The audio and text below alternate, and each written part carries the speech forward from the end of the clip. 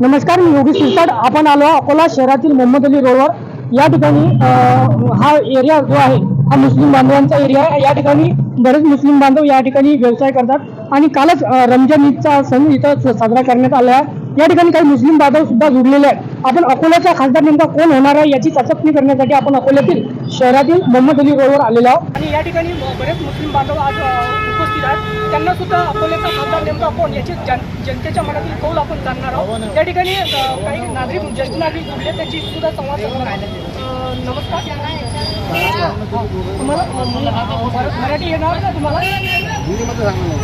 आप मुझे बताइए अकोले का खासदार आप कौन होना चाहिए, आपको क्या लग रहा है अभी? अकोले का खासदार जो अकोले का विकास कर सके, जो अकोले के सारे लोगों के काम आ सके, जो अकोले के हर समाज में अपना एक रुतबा कायम करे, ऐसा खासदार होना है। वो अकोला में एक ही है जिनका नाम है एडवोकेट प्रकाश अंबेडकर साहब, जो हर एक के काम में आते हैं, हर एक के त्यौहार में। यहाँ जो मोहम्मद रोड पर पूरा लाइटिंग का इंतजाम हुआ है, ये प्रकाश अंबेडकर साहब की जानिब से हुआ है। और ये जो बीजेपी का कैंडिडेट है और आरएसएस का कैंडिडेट जो है कांग्रेस का, इसने अभी तक के 22 तारीख को जो राम मंदिर का जो वो हुआ उद्घाटन, उसके अंदर अपने पूरे घर को सजाया। ये जो है अभय पाटिल, ये आरएसएस का कैंडिडेट है और ये मुसलमानों के वोट डिवाइड करने के लिए इनको खड़ा किया गया है। अगर कांग्रेस को इतनी हमदर्दी होती बीजेपी को हराने की यहाँ से, तो जो 2 बार से यहाँ मुस्लिम कैंडिडेट दे रही थी, वो जो 2 बार से मुस्लिम कैंडिडेट देके प्रकाश अंबेडकर साहब के वोट को डिवाइड करने के वास्ते, बीजेपी को जिताने के वास्ते कर रही थी, आज जब महायुति हुई तो आज यहाँ मुस्लिम कैंडिडेट क्यों नहीं दिया उन्होंने? उनका काम मुस्लिम कैंडिडेट देने का था, तो उनको यहाँ पर सिर्फ बीजेपी के दूसरे को लाना नहीं है, इसलिए उन्होंने आरएसएस का कैंडिडेट यहाँ दिया हुआ है, जो छावा संगठन से जुड़ा हुआ है, जो विश्व हिंदू परिषद जुड़ा हुआ है। और फिर ये अपने आप को सेकुलर बोलती है कांग्रेस, ये पूरी आरएसएस की हुई है। अकोले का कैंडिडेट पूरा कांग्रेस का है ये। और जो ये बोलते हैं कि अभय पाटिल डॉक्टर है, तो डॉक्टर है तो ये तो लूट मार का डॉक्टर है। ये बिना पैसों किसी का काम थोड़ी करता है, किसी की हमदर्दी में थोड़ी करता। उसकी मिसेस ने अकोले में कम से कम ये कि इनको डबल औलाद, ज़्यादा औलाद पैदा ना हो करके, ये ऐसा दवाखाना है इनका। ये पूरी आरएसएस की थ्योरी पे चलने वाले लोग हैं और इन्होंने सब कबूल कर दी है कि हम आरएसएस की थ्योरी पे चलने वाले लोग हैं। अभी आपको क्या लगता है बाबा साहब अम्बेडकर चुन के आ सकते हैं? बाबा साहब अम्बेडकर हमको लगता है 100% चुनकर आ सकते हैं। अगर ये कांग्रेस वाली जो बदमाशी कर रहे हैं कि भाई मुसलमानों पे ही वोट डिवाइड करने के बाद, इनके जो छोटे मोटे चिट्टे छोड़े हुए हैं कांग्रेस के, जो कुछ पैसों के अंदर बिकते और पैसों में बिक के मुसलमानों को बीजेपी को जिताने के वास्ते कांग्रेस को वोट दो, ऐसे लोग ये माहौल ख़राब करेंगे। बाकी अकोले का वोटर सब समझ गया है कि भाई हमको वोट किसको देना, किसको चुना के लाना। हमारा एक ही मकसद है, जो बीजेपी को हरा सकता है हम उसको वोट देंगे, और बीजेपी को हराने वाला एक ही कैंडिडेट है, वो है बाबा साहेब अम्बेडकर। और अकोले का खासदार कोण होना चाहिए ऐसा इन्होंने कहा। या ठिकाणी काही मुस्लिम बांधवांनी आपले कौल दिलेला आहे. यासोबतच या ठिकाणी माजी नगरसेवक सुद्धा इथं उपस्थित आहेत. त्यांना सुद्धा अकोल्याचा खासदार नेमका कोण आहे याची चाचपणी करण्यासाठी काही प्रश्न विचारूया. सर नमस्कार. नमस्कार. मुझे बताइए अकोले का खासदार कौन होना चाहिए, आपको क्या लगता है? अकोले का खासदार महाविकास आघाड़ी का कांग्रेस का अभय पाटिल। और अभय पाटिल इसलिए आने वाला है कि वो हर समाज का लोग उसको लाइक करते हैं, हिंदू मुसलमान बीजेपी वाले भी उसको दे रहे। ये अनूप है, जो अनूप कोई काम करने उसके बाप ने काम नहीं करा 6 साल से, 30 साल से आ रहा हो, 30 साल से ना खेती में काम करा, अकोले वाले को पानी तक नहीं पिलाया उसने, अनूप धोत्रे के बाप ने। इसलिए ये बारी में बीजेपी को गिराने वाले हर समाज का लोग अभी अभय पाटिल के साथ में और कांग्रेस के साथ में।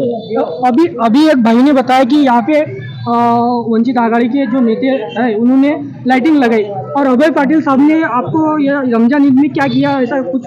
देखो लाइटिंग ये तो अभी राजकारण है तुम्हारा। अभी आज हाफिज बोला था तो एक लाइटिंग लगा दी, 400-500 रुपए लाइटिंग लगाएंगे, मुसलमानों को कोई उचास नहीं हो जाता। यहाँ पर बीजेपी 30 साल से है, यहाँ 30 साल से बीजेपी ने पानी तक नहीं पिलाई, हिंदू समाज के लिए पिलाई, उन्हें तो मुसलमानों को पिलाएंगे। तो बीजेपी को उखाड़ के फेंकने वाले से एक ही आदमी है, वो अभय पाटिल, और अभय पाटिल के साथ में हर समाज का लोग है। आप यहाँ पर प्रकाश अंबेडकर की बात, यूटी की बात चलती, 25 साल से ये यूटी का नाटक करते हैं, उनकी समाज को धोखा दे रहे हैं, भारी वालों को ही धोखा दे रहे हैं, वंचित वालों को धोखा दे रहे हैं। कोई ऐसा क्या है इन्होंने धोखा दिया ऐसा आपको क्या? अरे भाई मैं 25 साल से, मैं 30 साल से नगर सेवक हूँ। मैं ये लोग क्या करते हैं, वहाँ जाके टिकट बढ़ाते हैं। तुम्हारी नेशनल पार्टी है नहीं, तुम 21 सीटा मांग रहे, कभी 12 मांगते, कभी 16 मांगते, फिर तुमको दे रहे। तुमको अगर बीजेपी का संविधान बचाना है तो तुमको युति करना पड़ेगा। युति में 2 बार कांग्रेस ने प्रकाश अम्बेडकर को अकोले शहर चुन के उन्होंने 7 जगहों पे पार्टिंबा जाहिर किया। अरे बोलने से जाहिर कर देगा, 3 ताक जल्दी के सामने तुमने मुसलमान क्यों खड़े करे? तुम्हारा क्या है यहाँ पर? चार वंचित आघाड़ी की तरफ से 4 से 5 मुसलमान वंचित आघाड़ी की तरफ से खड़े किए। अरे वो तो खड़े किए, बोले टिकट देने को आती जो कोई भी खड़े आता। अब ऐसा नहीं होता है। देखो तुम्हारी नेशनल पार्टी है, टिकट देने से कोई मतलब नहीं। पैसे लगाना पड़ता है ना, 5-5 वहाँ पैसे लगाएंगे, तुम पैसे दे रहे हो, टिकट देने क्या हो रहा है? वहाँ पर तुमने कुछ करे नहीं। संविधान के तुम्हारे सामने संविधान कर रहे हो, वहाँ कुछ भी कर रहे तुम। अरे संविधान हमारे सामने आगे के सामने वहाँ जला और तुमने कुछ करे नहीं, क्या बातें करोगे तुम? अच्छा बोलने से नहीं होता ना, करना पड़ता काम। अभी तुम 30 साल से ये क्यों नहीं कर रहे भाई? तुमको 2 बार कांग्रेस की चुनती नहीं ना, फिर तुम क्यों नहीं कर रहे? कांग्रेस 2 सीट भी देने दो। आज अपनी को सत्ता बदलने का है। अकोले के अंदर 30 साल से हम लोगों को पानी नहीं आ रहा पीने की। यावेळेस महाविकास आघाडीच्या वतीने काँग्रेस उमेदवार का दिला नाही, या ठिकाणी 3 ठिकाणी मुसलमान को देने से वो चुनके नहीं आता। एक कौन के भरोसे? सुनो मेरी बात, आघाड़ी है ना, महाविकास आघाड़ी है, बराबर तुम्हारी बात है। मुसलमान कैंडिडेट सहज निवडून आला। मुसलमान कैंडिडेट यहाँ पर उस लायक है नहीं जैसा पावरफुल। क्यों नहीं है? अरे भाई नहीं है, क्यों नहीं है? 2 बार दिए मुसलमान को, उसको गिरा दिए ना लोगों ने। तो अभी हमको बीजेपी लड़ी थी ना, अभी हमको आपके साथ की शिवसेना। ये देश की लड़ाई है, सुनो मेरी बात, यहाँ देश की लड़ाई है। अभी मुसलमान हिंदू की लड़ाई नहीं है, देश बचाने की लड़ाई है, संविधान बचाने की लड़ाई है।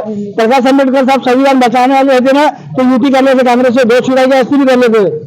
क्यों नहीं करे उन्होंने यूटी? उनकी समाज को बोल रहे हो कुछ नहीं। वो सिर्फ मेरा बाबा साहब अम्बेडकर के भरोसे उनका कारोबार चल रहा है, उनका कुछ भी विकास नहीं है। 10 साल पहले चुनके थे, 2 बार चुनके थे, क्या विकास करे उन्होंने? खासदार बनाए थे, क्या करेंगे उन्होंने?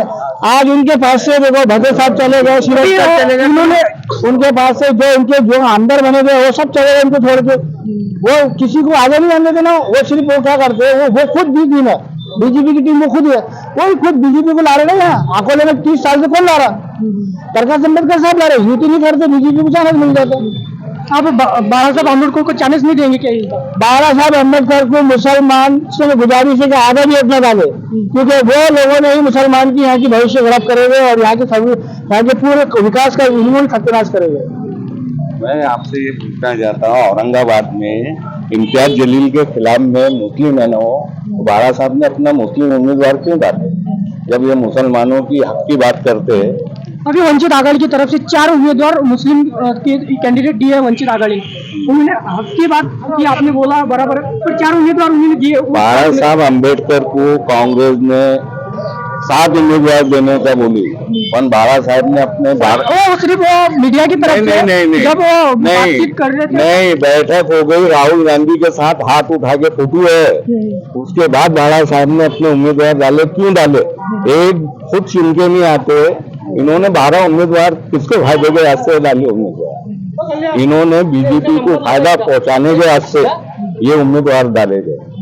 और मुस्लिम समाज बहुत समझदारी से वोट करेगा। हिंदुस्तान का मुसलमान जो है ना, जो बीजेपी से लढेगा उसको वोट देगा। या ठिकाणी आणखीन काही मुस्लिम बांधव आहेत. काकाजी मला सांगा, अकोल्याचा खासदार नेमका कोण होणार पाहिजे तुम्हाला? काँग्रेस. काँग्रेस. या ठिकाणी बऱ्याच नागरिकांनी काँग्रेसचा जनमत दिलेला आहे. यासोबत काही 20 वर्ष माननीय खासदार साहेबांना काहीच विकास केलेला नाही. 20 वर्ष जनतानं त्याला निवडून दिले. आता एकच नारा अकोल्याच्या मुसलमानाचा, डॉक्टर अभय पाटील. प्रत्येक मुसलमान डॉक्टर अभय आणि काँग्रेस पाटील निवडून आणीन. या ठिकाणी आणखीन काही युवक आहेत. काय डॉक्टर अभय पाटील काय तरुणांना काय देणार? अकोले का बदलाव करने या बीजेपी ने कुछ नहीं करी. 30 साल का झांकी नहीं देखी मम्मताई रोड में, ना आमदार ने ना खासदार ने. डॉक्टर अभय पाटिल के चुन के लाएंगे हम. कोई बड़ा नेता तर आया नहीं, सिर्फ नगर सेवकों के अलावा. आणखीन आपल्यासोबत काही मोहम्मद अली रोडवर काही मुस्लिम बांधव आपल्यासोबत जुडलेले आहेत. यासोबत आपण अकोल्याचा खासदार नेमका कोण होणार आहे त्यांची चाचपणी या ठिकाणी करण्यासाठी आलो आहोत. या ठिकाणी काही ज्येष्ठ नागरिक आहेत.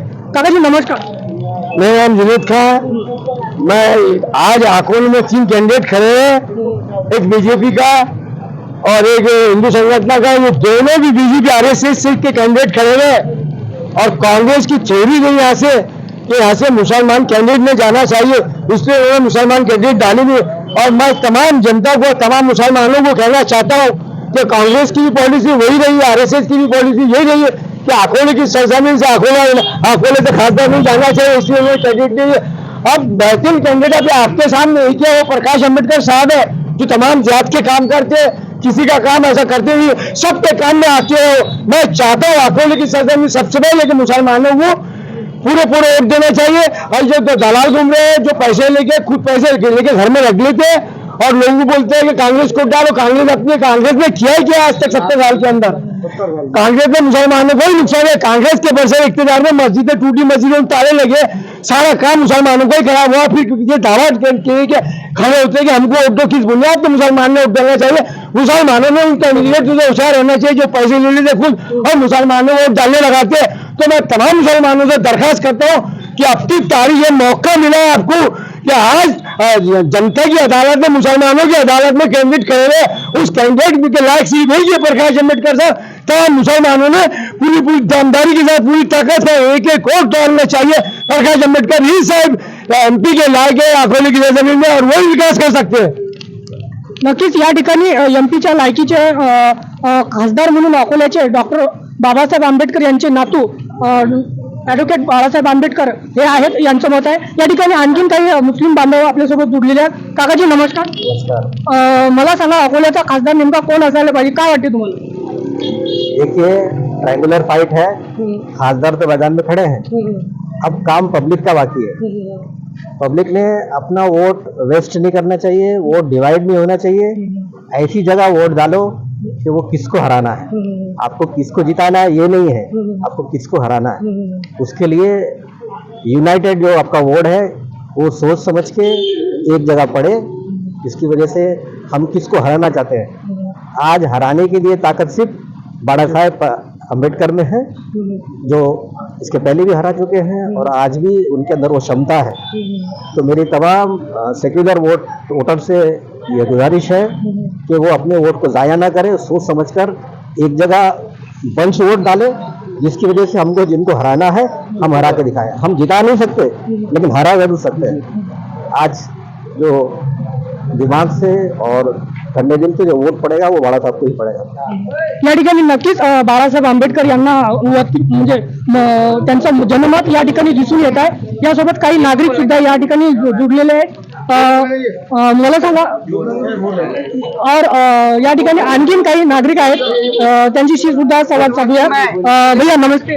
नमस्ते। मुझे बताइए, आप अकोले का MP कौन देखना चाहते हैं? आपको क्या लगता है? प्रकाश अम्बेडकर। क्यों प्रकाश आंबेडकर साहब को आप क्यों चुन के आने को आपको ऐसा लग रहा है? साथ बैठते थे गरीबों का, और उनके अलावा जैसा वो साथ में हर एक समाज को लेके एक साथ लेके चलते हैं। आपको लगता है कि वो खासदार चुन के आके अकोले का विकास करेंगे? 100% आएंगे। और इंशाल्लाह अकोले का विकास उन्हीं से होगा, वो करेंगे। मुस्लिम बांधवों का क्या विकास करेंगे, आपको क्या लगता है? हर वक्त आते और इंशाल्लाह ताला वो आएंगे, 100% आएंगे। या ठिकाणी वंचित आघाडीचे नेते ॲडव्होकेट बाळासाहेब आंबेडकर निवडून येते असं त्यांचं मत आहे। यासोबत ज्येष्ठ नागरिक आहेत। काका नमस्कार। नमस्कार। मुझे बताइए, आप अकोले का खासदार कौन होना चाहिए, आपको क्या लगता है? डॉक्टर साहब होने चाहिए, कांग्रेस की सीट आनी चाहिए। इन्हें कुछ भी नहीं किया। मैं इसके पास गया था एक बार, मेरा बिल था कमेटी का, तो इनके समाज के लोगों ने बोले कोई काम नहीं होता, हकाल दिए। नहीं, आप जब फूल पे ये अपने कांटे में खड़ा था, जब से इसका प्रचार कर रहे हैं, इन्होंने कुछ भी नहीं किया, कोई विकास नहीं किया। किसने किया? नहीं, किसने भी नहीं किया। बोले तो कौन है ऐसा आपका काम नहीं किया? कौन बोलो? प्रकाश अम्बेडकर ने नहीं किया ना। चलो मेरे को उसके सामने लेके आप गए थे? हाँ गए थे। मैंने नगर पालिका का ठेका लिया था, मेरा बिल बाकी था, खड़कू भी नहीं दिया, अकाल दिए मेरे को। अरे विकास काम के लिए आप कैसे देखते हो? वो ठेकेदार, वो आपका व्यवसाय होगा। हाँ। पर ऐसा विकास काम के लिए कर सकते हो, कुछ भी नहीं करते। ठीक है। और हमारे साथ जुड़ चुके हैं सर जी, आप आइए, आगे आइए थोड़ा। ज्येष्ठ नागरिक है और वो अनुभवी ये लगते हैं, और मुस्लिम समाज के कोई धर्मगुरु लगते हैं मुझे। सर नमस्कार। नमस्ते। मुझे बताइए, आप अकोले का खासदार कौन होना चाहिए? आपको क्या लगता है अकोले का खासदार कौन विकास कर सकता है? अकोले का खासदार कौन होना चाहिए, इसके लिए जनता को सोचना चाहिए, क्योंकि पिछला अनुभव जो है, अभी तक मुसलमान कांग्रेस के साथ में था और होना भी चाहिए।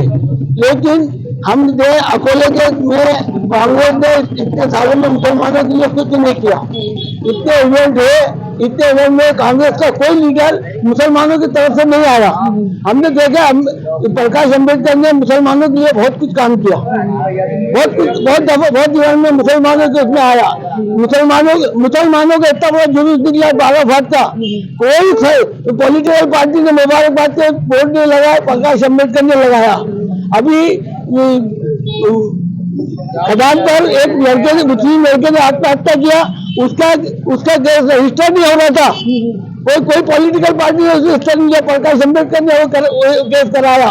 इसके अलावा औरंगाबाद में औरंगजेब रहमतुल्लाह अलैह की मजार में जाकर उन्होंने चादर चढ़ाई और वो जो फितना उठा था उनके नाम से उसको दफन किया। अभी कांग्रेस की तरफ से अभय पाटिल है, आप कैसे देखते हैं उनकी? अभय पाटिल जो है उसकी छवि आरएसएस की है और हमारे आरएसएस की छवि को कोई हालत में बर्दाश्त नहीं करेंगे, क्योंकि मुसलमानों के लिए आरएसएस एक दुश्मन कैसे है। हम मुसलमान अगर वाकई हुजूर सल्लल्लाहु अलैहि वसल्लम को अल्लाह को मानता है तो आरएसएस की छवि को कोई बर्दाश्त नहीं करेगा। हम बड़े भैया हम चलो मानते हैं कि अम्बेडकर अच्छा नहीं है, लेकिन कांग्रेस का जो मेंबर है वो तो आरएसएस का है, हमारे लिए कोई काम का नहीं। इसलिए हम चाहते हैं कि अगर मुसलमान बड़े दुश्मन को छोड़ के छोटे दुश्मन को पसंद करे और अम्बेडकर को वोट दे तो वो हम भाजपा से निजात पा सकेंगे। वरना ये गारंटी से कहता हूँ कि अभय पाटिल तीसरे नंबर में रहेगा, भाजपा और अम्बेडकर में रहेंगे। अगर मुसलमान सब एक मिलकर वोट दे और भाजपा को अगर हराना है तो अम्बेडकर को वोट दे, इंशाल्लाह अम्बेडकर ही उसको हरा सकेगा, वरना भाजपा को हराने में किसकी ताकत नहीं। भाजपा को हराने में किसी की ताकत नहीं, सिर्फ वंचित आघाड़ी के नेता जो है एडवोकेट बाळासाहेब आंबेडकर ये उनमें ताकद है, ऐसा इनका कहना है। या ठिकाणी काही मुस्लिम बांधव सुद्धा जुडलेले आहेत। आपण अकोल्याचा खासदार नेमका कोण होणार आहे याची चौकशी करण्यासाठी आपण अकोल्यातील शहरातील मोहम्मद अली रोडवर आलेलो आहोत। या ठिकाणी काही मुस्लिम बांधव आपल्यासोबत जुड़ले हैं। भैया नमस्ते, मुझे बताइए आप अकोले का खासदार कौन होना चाहिए? अकोले का खासदार जो है, क्योंकि बाळासाहेब आंबेडकर ही ऐसे नेता है जो हर समाज के आज वोट ले रहे हैं और वंचित समाज, दलित समाज, ओबीसी समाज, मराठा समाज, ये सारे समाज जो है ये बाळासाहेब आंबेडकर के साथ में है। और जो मुसलमान जो आज परेशान है, जो पूरे देश के अंदर मुसलमान जो परेशान है, और बीजेपी, मोदी, अमित शाह इन्होंने जो मुसलमानों के खिलाफ में जो किया, औरंगजेब की दरगाह का मसला हो, देश में दंगों का मसला हो, तो आज जो है बाळासाहेब मस्जिद का मसला हो, मदरसों का मसला हो, तो बाळासाहेब आंबेडकर ये मसला उठा रहे हैं। तो आज आपको लगता है अभ्यासु नेतृत्व है वो? बिल्कुल, इनसे ज्यादा अम्बेडकर सामने में उनके दादा जो थे वो 1947 में 1951 में संविधान बनाया उन्होंने। आज वही संविधान के बेस पे आज जो मुसलमान जितना भी टिका हुआ, जितनी भी ताकत है मुसलमान के पास, वो सिर्फ जो है वो संविधान की वजह से, जो संविधान ने अधिकार दिया है, तो संविधान बचाने का काम आज हमारे अम्बेडकर साहब कर रहे हैं। आपको डॉक्टर अभय पाटिल है जो कांग्रेस की तरफ से, महाविकास आघाड़ी की तरफ से, उनकी तरफ कैसे देखते हैं? डॉक्टर अभय पाटिल एक अच्छे डॉक्टर है, इसके अलावा कुछ भी नहीं है वो। आज उनके साथ में जो मुस्लिम नेता उनके साथ में घूम रहे हैं, वो हरा गमछा भी डाल के मुसलमानों से वोट नहीं मांग सकते हो। आज वो मुसलमान से वोट मांगने की बात कर रहे हैं कि वो मुसलमानों में लेके घूमने की बात कर रहे हैं, लेकिन उनको बोलो कि हरा गमछा माने, मुसलमान दिखाए खुद को कि हम मुसलमान है और कांग्रेस के लिए वोट मांग रहे, तो हरा गमछा भी मान के वोट नहीं मांग सकते हो। यापूर्वी अकोल्याचे खासदार जे राहिलेले आहेत संजय भाऊ धोत्रे यांचे सुपुत्र आहेत अनूप धोत्रे, हे सुद्धा आता उमेदवार आहेत, तुम्ही त्यांच्याकडे कसे बघता? अनूप धोत्रे जो है बीजेपी के उम्मीदवार है, उनका कोई आज जो है अस्तित्व नहीं है, सिर्फ उनके पापा का नाम है और मोदी के नाम पे लोग उनको वोट देंगे। इसके अलावा उनका समाज कार्य कुछ भी नहीं है, उनका एक्सपीरियंस तजुर्बा कुछ भी नहीं है, उनका पब्लिक टच कुछ भी नहीं है। और हमारे साथ और भी जुड़ चुके हैं चाचा जी, हम उनसे बात करेंगे। चाचा जी आपका नाम क्या है? मेरा नाम अंसार खान है। और मैं ये बोलना चाह रहा हूँ हमारे समाज से भी या सभी समाज से, उस आदमी को वोट दो जो आदमी हर समाज के वोट ले रहा, क्योंकि कांग्रेस पार्टी के साथ आज हर पार्टी जुड़ी हुई है। ये अकोले की परिस्थिति ऐसी है कि अकोला में जो है पहले भाजपा जब चुन के आई थी तो उसको 2 लाख वोट शिवसेना के मिले थे, अभी यही वोट अभय पाटिल को मिल रहे। और अभय पाटिल जी जो है हर समाज का वोट ले रहे, हिंदू का, मुस्लिम का, पटेल का, सबका। हर समाज का वोट ले रहे. अभय पाटील सरांना कुठेतरी काँग्रेसच्या कडून उमेदवारी दिली हे नक्कीच बरोबर आहे, पण ते कुठेतरी कार्यक्षेत्राचे सहभागी होते अशी ओरड राजकीय वर्तुळात आहे. तुम्ही कसे बघता त्यांच्याकडे? इसलिए क्योंकि हमारा जो मकसद है, इतने 15-25 साल में आज जो भाजपा गिर रही है तो उसको अभय पाटिल ही गिरा सकता. इसलिए हम सब मुस्लिम लोग पूरे के पूरे अभय पाटिल के साथ है. उस समाज के साथ नहीं है जिस समाज के साथ 2 समाज है. अभय पाटिल के साथ पूरा समाज है. हर आदमी उसको वोट दे रहा और मुस्लिम समाज भी इंशाल्लाह पूरा उसको वोट देगा 15 को. ये हम सब मुस्लिम समाज से हमारी सबसे रिक्वेस्ट है. इस बार महाविकास आघाड़ी और कांग्रेस की तरफ से मुस्लिम समाज का कैंडिडेट कांग्रेस ने क्यों नहीं दिया? नहीं, इसलिए क्योंकि जो है अभय पाटिल जो सेक्युलर नेता है, अच्छा आदमी है और उस आदमी को दिया कांग्रेस ने टिकट जो सब समाज की वोट ले सकता, क्योंकि वंचित राजनीति में चलती. वंचित आघाड़ी के नेते एडवोकेट बाला साहब आम्बेडकर भी खड़े, उनकी तरफ आप कैसे देखते हैं? नहीं, उनको बोले तो उनका समाज भी क्या मालूम वोट देता है कि नहीं, गारंटी नहीं है. क्यों नहीं दे सकता? क्यों ऐसा क्या लग रहा है आपको, क्यों नहीं देता वो? अरे यार, वो हर टाइम कांग्रेस के साथ बोलते युति कर, बाद में युति करते नहीं. आपको मालूम है अब उन्होंने क्या किए, इम्तियाज जलील जो है औरंगाबाद से चुन के आ रही थी एक मुस्लिम सीट, तो उन्होंने वहाँ उनकी सीट खड़े कर दिए. उन्होंने सब तरफ खड़ी करी और मुस्लिम समाज के 4 से 5 कैंडिडेट वंचित आघाड़ी की तरफ से खड़े किए. आपको मालूम है? ये मेरे को इतनी बातें नहीं मालूम. जब आने वाली इम्तियाज जलील की सीट थी औरंगाबाद में, तो आपने वहाँ पर उनके सामने दूसरे आदमी को क्यों खड़े किया? ये बात आपकी सब बराबर है, पर वंचित आघाड़ी की तरफ से इन्होंने 4 से 5 कैंडिडेट लोकसभा के अभी इसी वक्त अपने वंचित की तरफ से पूरे महाराष्ट्र में खड़े करे 4 से 5 कैंडिडेट मुस्लिम समाज के खड़े करे वंचित आघाड़ी से. आप क्या कैसे देखते हैं उनको? थोड़े मुस्लिम समाज का उनको वोट देने वाला नहीं, कुछ ही लोग हैं जो थोड़े बहुत वोट खराब होंगे. बाकी कांग्रेस को यहाँ से 15 को वोट मिलेंगे और उनका क्या, वो 25 साल घर को रहते, इलेक्शन के टाइम पे गाँव में आ जाते क्या. और कांग्रेस ऐसी पार्टी है उसमें हर समाज का आदमी है क्या. कांग्रेस जो है हर समाज में अभी जो है ये सत्ता इंशाअल्लाह भाजपा हर जगह से गिरने वाली है और ये अघाड़ी की सत्ता बनने वाली है. और अभय पाटिल 2 लाख से चुन के आने वाला है महाराष्ट्र में अकोला में. इन्होंने कहा कि अभय पाटिल जो है कांग्रेस की तरफ से वो चुन के आने वाले हैं, ऐसा इन्होंने कहा. हमारे साथ और भी जुड़ चुके हैं. भैया आपका नाम क्या है? मैं मोहम्मद अकरम कुरैशी, अकोला से प्रॉपर. मुझे बताइए, अब अकोले का एमपी आपको कौन लगता है कि ये होने वाला है? मुसलमानों की हालात तो ऐसे हो गए कि एक शायर ने कहा था कि बड़ी बर्बादी थी मुकद्दर में आबादी के बाद. हम क्या बताएं हम पे क्या गुजरी आजादी के बाद. तो आजादी से लेकर अभी तक मुसलमानों का हाल जो बदतर से बदतर हुआ वो कांग्रेस की हुकूमत में हुआ. फिर पिछले 10 सालों से जो भाजपा का राज हुआ, राजकारण हुआ, वो भी लोगों ने देखा. मुसलमानों को मुसलमान के नाम पे टारगेट करना और फिर उनसे अपने बदले की भावना को उजागर करना पूरी दुनिया भी देख रही है कि आज मुसलमान किस हालत में है. मसला सिर्फ अकोला का नहीं, हिंदुस्तान के मुसलमानों का है, उनके मुस्तकबिल का है. और ये मुस्तकबिल को संवारने का काम भी आज मुसलमान को बड़ी समझदारी के साथ और सूझबूझ के साथ करना पड़ेगा. तो मैं मानता हूँ कि अगला कदम और अगला जो वक्त आएगा वो बड़ा अच्छा आएगा. मसला अपने वोटों को जो देने का है कि अब मुसलमान यहाँ ताइद में गुमराह हो गया कि हम भाजपा को डायरेक्ट वोट दे या भाजपा की बी टीम को वोट दे. मसला ए और बी टीम का आ गया है कि लोग सवाल पैदा करते हैं कि ए टीम को देंगे कि बी टीम को देंगे. अगर भाजपा ए है तो फिर जो कांग्रेस के नेता भाजपा में मुसलमानों के वोट लेकर जाते हैं, आमदार बनते हैं, खासदार बनते हैं, तो बी टीम तो डायरेक्टली अभी वो हो गई ना कांग्रेस. तो हम क्या करें? तो हम इस बार उसको वोट देंगे जो भाजपा को हराएगा. आपको कौन लग रहा है ऐसा हिम्मत वाला कौन है वो कि जो कांग्रेस को भाजपा को हराएगा?